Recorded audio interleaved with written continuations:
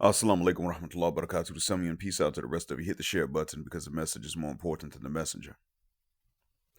First, let me give shouts out to the donors. D. Smith has donated the most in terms of amounts. C. Peterson, the second most. S. Jock has been the most consistent. Malika Mebani has been the second most consistent.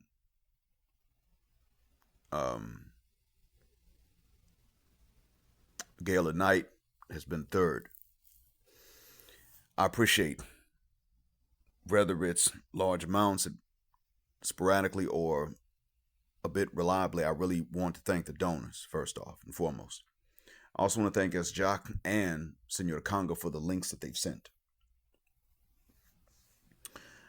I was about to record something about this, and I then saw a comment from Senor Conga stating, listen, I sent a video. And so when I went into the email and saw what he sent, I found that it was exactly what I was about to comment on. So the funny thing is that I was going to tell him to take a look or a listen at this if he had not already. And now I have to go ahead and point this out. He's already seen it, so I better say something. What's come down the pike is that accountable commentary has had to tell us to leave the black woman alone, period. And that it does not limit itself to a nationality. Now, you and I would look and say, well, does it really have to be that bad? And I don't like that idea, but I also have to understand that he's not making this up. He's not saying this because he hates black women. This is not something that he just wants to go around telling. He doesn't have a disdain for the dark skin and the wide nose and the big lips and the 4C hair. The issue that he has is just how they are towards black men, and that's it.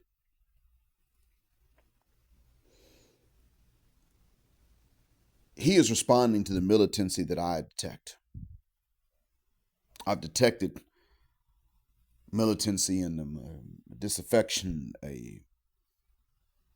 anger, really, the low boiling contempt to which BGS is also referred, and Black Guru Strikes. Now,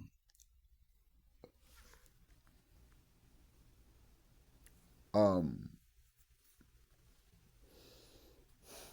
going to state this too, though.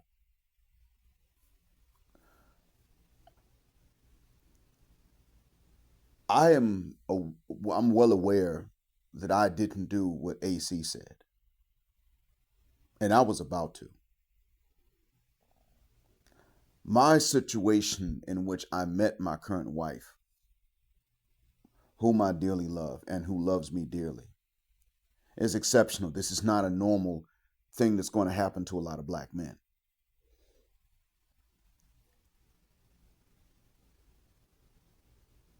I can't sit up here and tell you guys, well, listen, because I won the lottery, this is what you should do with your money. I can't say that.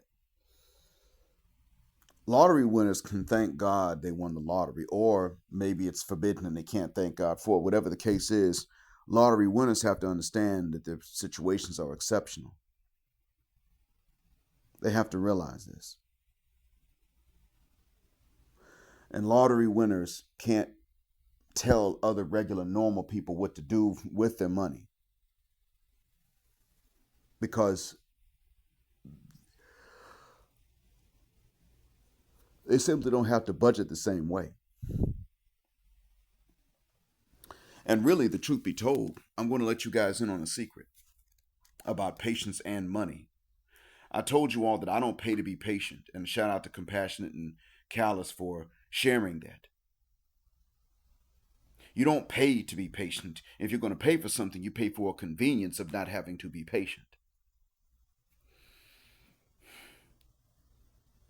One of the reasons why airports and train stations and bus stations have um, paid access to paid lounges is so that you don't have to just sit there and be patient. You have things you can do.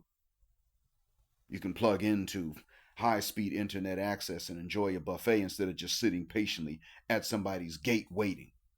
That's the whole point.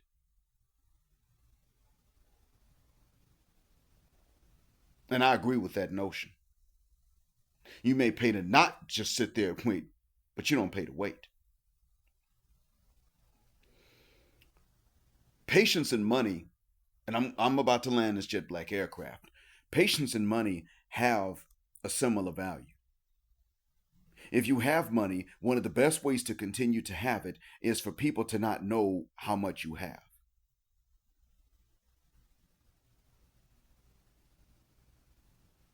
And if you have patience, one of the best ways to continue to have patience is for people to not know how much you have. Because if people know that you have patience or money, you won't have that anymore.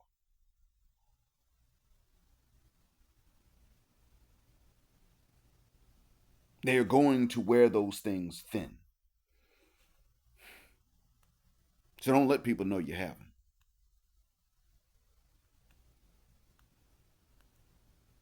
You have to hide patience and money both as if they are embarrassing diseases,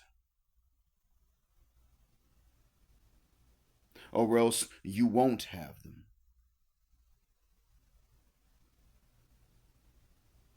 I tell you this because sisters understand this. Sisters are one of the main ones that look at the money you got and they don't want you to have it long. And they look at the patience you have and they're going to exhaust that and try and test that until you don't have it anymore. That's who the huck they are. It's how they are. They don't have any apologies for it. They're not capable of any remorse for that either. You will not have that patience much longer. You won't have that money much longer. So I want you to understand that when it comes down to that video that Accountable Commentary played, in which somebody asked Kenyan women which race they prefer, that was Accountable Commentary telling you why he says it. I am a black man married to a black African woman whom I love dearly, with whom I found the marriage my parents have.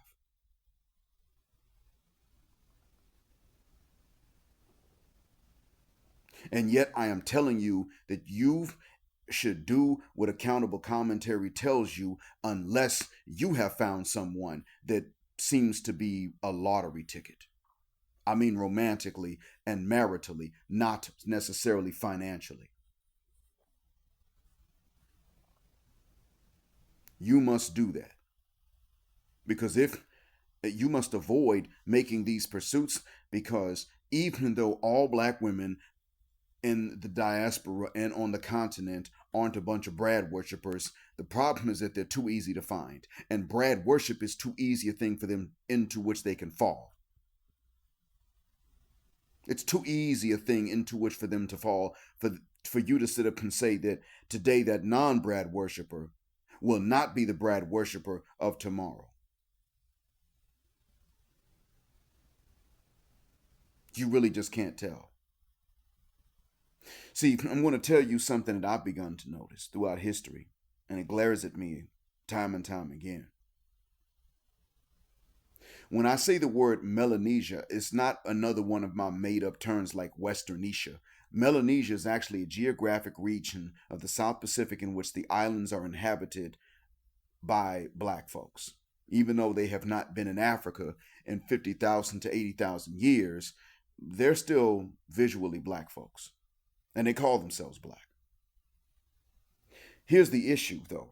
See, Polynesian cultures, because they were not all the same, had a custom in which when visitors came from far away, the women were sent out in little rowboats to greet these visitors. So these men would be busting nuts on their boats before they even go on land and meet the men and start the trade. This is not all Polynesian cultures, but there were Polynesian cultures like that, sexually lax and loose in this regard.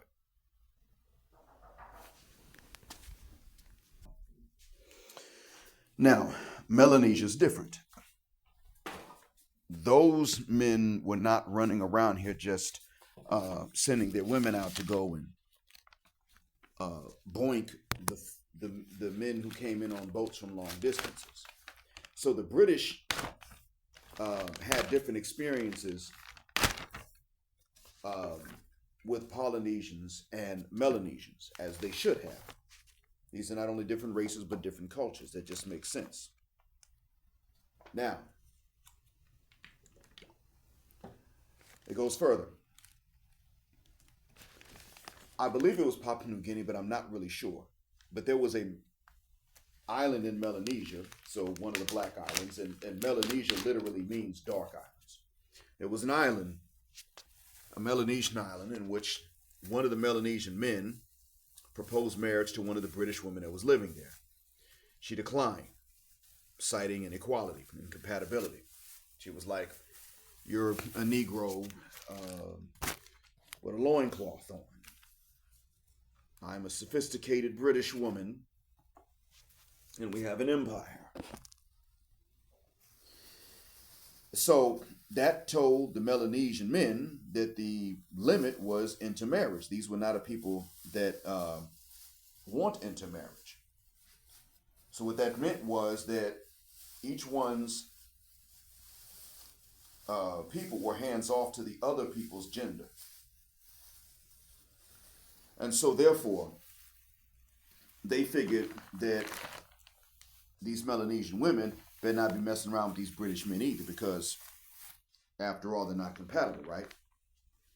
Well, a British man, of course, had or got involved romantically with one of the Melanesian women. The men killed the woman. The Melanesian men killed her.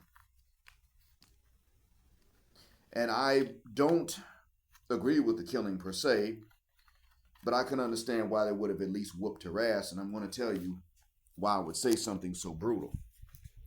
Although I'm not for the killing. Then again, if the British men would have killed a Melanesian man for laying down with a British woman, then yes, the Melanesian men probably should have. So I might have to even take that back. I guess it would depend on what would have happened in the opposite. But I will tell you that the Melanesian men understood something about the Melanesian women that even I know. Like African women on the continent, they have a bit of this ridicule and derision of their men. Matter of fact, the Melanesian women have songs, depending on which island you're in, they have songs that just make fun of their men for having male libidos. So, if now that we know this, we can sit up and say, okay, if you're going to be that difficult, then, to your own men, you better not turn around here and start bending over and busting it wide open for some other men who don't have the capacity of seeing you as an equal. That really means you just really don't like your own men. We now know that this is the case with women on the continent, with women in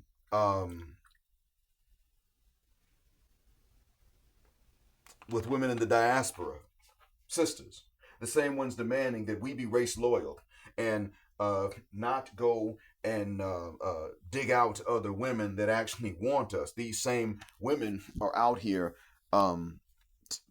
giving it up not only to white men, but as Edward Allen Anderson has said, they're giving it up to other non-black men. But these are the same non-black men that they would deride any black man for reminding them of. I mean, if you are a black man and you're like a Japanese guy, they're looking at you like, what kind of crazy N-word are you? But if you are a Japanese man and you're a stereotype, that's okay. You could be a ridiculously stereotypical Japanese man, like a caricature, and that's fine. can't fight, or you can only fight with martial arts and you get your ass whooped in a boxing match. Something of that nature. That, yeah, sure, fine. You are overwhelmed with academic pursuits. That's fine. At a ridiculous level. Can't dance to save your ass. Oh, that's okay. But if you're a black man, you got to be the best basketball player, best dancer, best football player, best wrestler, boxer, then Brazilian Jiu-Jitsu master, all that's the Krav Maga, Muay Thai. You better be invincible and able to fly. And how do I know? Because one thing I never did with sisters, except once while joking, was lie to them about my origin and tell them I was something other than black. That I've never done. Never did that.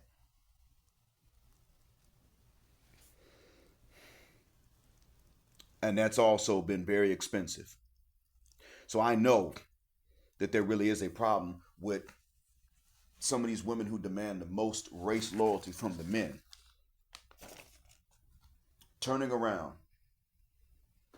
And understand this demand they have for race loyalty, I don't want y'all to get this twisted. That demand that they have for race loyalty, gentlemen, it doesn't only mean that they want you to keep your money available to them. What it means is that they don't ever want you to be able to get them draws from some other women. That's out too. None of that. You better not be hitting that. So even if they don't want you ever in the bed for any reason at all, not even in a marriage, they still don't want you to get it elsewhere.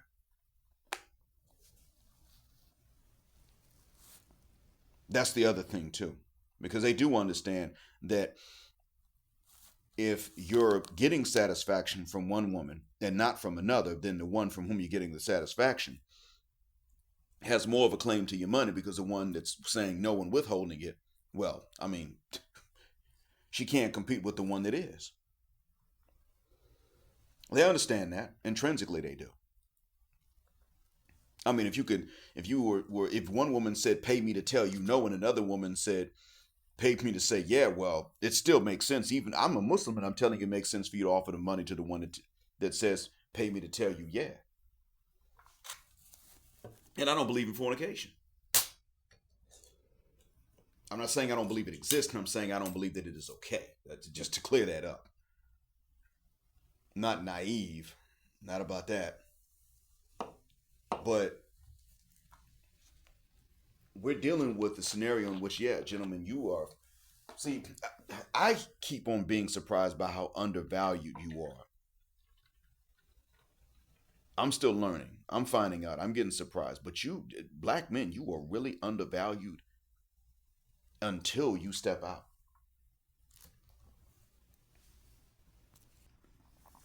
But I'm telling you, one of the things that really opened my eyes up in that video was not, in addition to what it was that AC pointed out, what that last girl said, well, because I'm plus size, I prefer black men. We all heard that, and he pointed it out. But additionally, there was one other thing that jumped out at me, and this tells you something. At Kenyan, there was one of the women that said that white men were humble. They were providers, but they were humble, and they weren't arrogant like black men. She doesn't know white men. No, they will brag about this stuff. They've done that before on social media. She doesn't know who she's dealing with. We are witnessing in Europe and in the United States that the ones of them who will give a black woman a chance will do things to them they would not do to their own. How do you know? Men with no criminal records and no histories of violence at all are crashing out when they get with them some black women. It bothers them. They're with them, but it bothers them. And some of them are beginning to push um, push their own kids away. Like, I can't believe I laid down with your jungle bunny mother. Ugh. Can you imagine that? But she had the nerve to complain about the confidence of black men, calling it arrogance. When the fact is that when you're a black man around black people, the women don't want you if you're humble. I mean, if you're a black man, you better have some braggadocio about yourself, because black women are looking for any sign of weakness in you, and just the lack of braggadocio they take as a sign of weakness and insecurity. They also take braggadocio as a sign of weakness and insecurity. And so consequently, I got to tell you, gentlemen, all that means is that you can't win as a black man with them. And that's all it is. So that's why I tell you, brothers, man, look, don't get out here approaching sisters. Don't do that. You can hang that mess up. See, I was lucky because you could say I was introduced. Our paths crossed. I need to show some interest, but I didn't have to sit up here and jump through hoops. I didn't have to necessarily do all of that.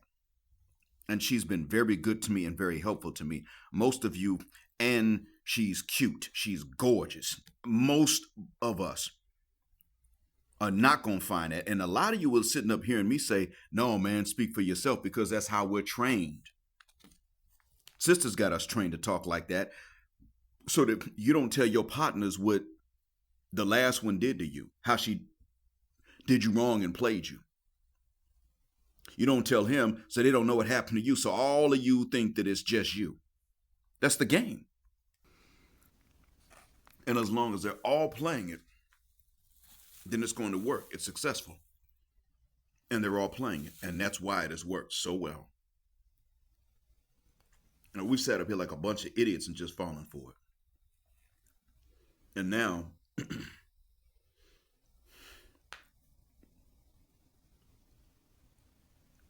we're finding out that all this time it is something that we're finding out that this is something that they've been doing for the longest. And that it's something they've been doing across the ocean. That on both sides of the Atlantic, they've been doing the same thing. Super hard on brothers. You can't win. And meanwhile, as long as you ain't black, they're going easy on you. And I used to sit up and say, well, why is it that they weren't trying to go after other brothers? I mean, you know, other non-whites. Why weren't they at least pursuing them the same way as they were white guys? And I come to realize, no. Actually, it's worse than what I thought.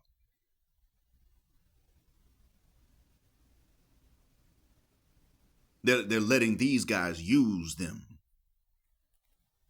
And as a matter of fact, the appeal that a non-black man has to a sister is directly proportional to his people's disrespect of black folks and co-opting of white supremacist ideas. That's why you don't see sisters going after Filipino men that much. But they go after an Arab, a white Latino, a white adjacent Latino, a white adjacent Arab. Just like a white guy or an Indian. The less respect they got for black folks, the more of a prize they are. Well, that tells you right there, you can't be a prize to a black woman as long as you see her as a prize and see her as worthy. And the exceptions to them, well, AC and I both will tell you that the exceptions exist, but we will also both tell you that you will not find them, especially if you're looking. And that right there is reason number one. You should not be out there approaching sisters. Don't do it. And then we need to spread this word. If they're not coming to get you, approach you, shoot their shot at you, show that they're the exception to you, prove to you that they're the exception, to go approach and pursue someone else if you're going to do it at all. because your chances are simply too high of finding a wannabe divester or Brad worshiper. Higher than what I would have thought. I hope that what I said helps. I'm sorry that it sounds heartbreaking, but it's really nothing you haven't heard before. And speaking of what's going on in Kentucky, let me state this right quick before I go. If marriage does go down in Kentucky because divorce is no longer profitable, then that means marriage is not worth saving with any of these Western niches. White, black, or anything else. There's no reason to try to save it. Just go ahead and do away with it. Screw marriage. You want to get rid of divorce? There you go. You want to bring down the divorce rate? Stop marrying them. If they say they don't want to marry in Kentucky, then you don't want to marry at all. You're just looking for the money. Well, here's some paint and a paintbrush. Paint my porch and my patio and you can have some money. Thanks for listening. As always, black heart, black mind, black out, assalamu alaikum, black heterosexual, non-select male power because they don't like it, black patriarchy until extinction of judgment day. Thank you for flying with us again here on Jet Black Air, where the phrase jet black is also a verb. Keep jetting black with us to the wings and the wheels fall off. Gender, justice, forever.